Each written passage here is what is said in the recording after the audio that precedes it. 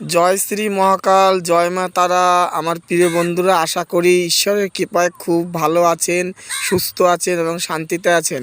আজকে আমি গুপ্ত শত্রু দমনের জন্য টোটকা নিয়ে এসেছি। তাদের জন্য খুবই উপকার। শত্রুতা যারা করে তারা যাতে শত্রু না করতে পারে, আর চিরজীবনের মতন যেন শত্রুতা বন্ধ হয়ে যায়, সেই বিষয়ে একটা টোটকা এনেছি। টোটকাটি আমি বলছি, ভালো করে শুনুন।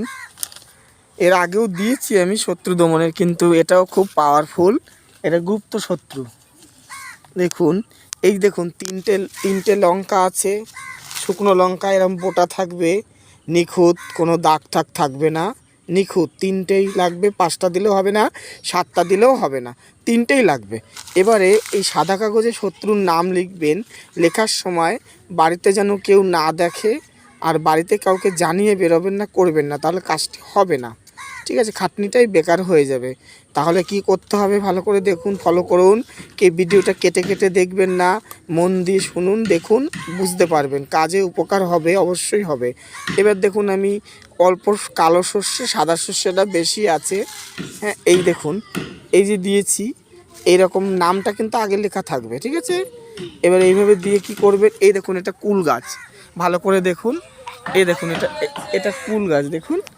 এই দেখুন, এটা কিন্তু কুল গাছ, দেখতে পাচ্ছেন? হ্যাঁ, তবে আমি গোড়ার দিকে যাচ্ছি, ফলো করুন।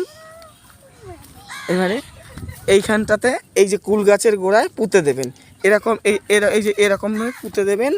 দিয়ে এটাকে এইভাবে পুঁতে দেবেন, মাটিটা খুঁড়ে। যখন এইভাবে পুঁতবেন, মানে মাটির ভিতরে দেবেন, তখন মানে দমটা নিয়ে নেবেন, দম ছাড়বেন না, দমটা আটকে মাটি দিয়ে চাপা দিয়ে দেবেন, ঠিক আছে। এই হলো শত্রু দমনের জন্য। আশা করি ভিডিওটি ভালো লেগেছে শুনতে, এবং ভালো লাগলে লাইক করবেন। ধন্যবাদ।